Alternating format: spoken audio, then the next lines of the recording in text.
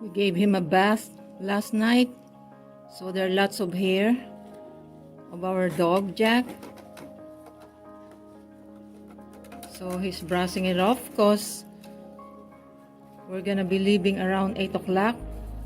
We're gonna take him to the vet because he's gonna be neuterized.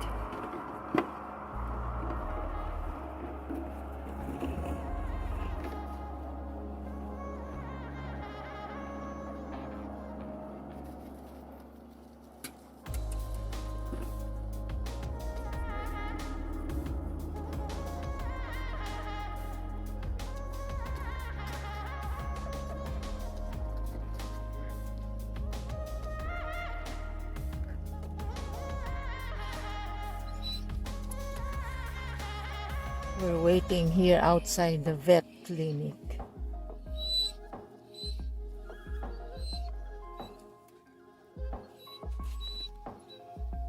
Something new for him. Why did we brought him here? Because normally he's roaming around in the farm this morning. Yes, Jack? Yeah? You feel nervous, Jack? Oh, you feel nervous, Jack?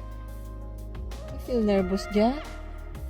Huh? You feel nervous? It's okay. It's gonna be okay. Yeah. It's okay. Yeah. It's okay. You will get through it.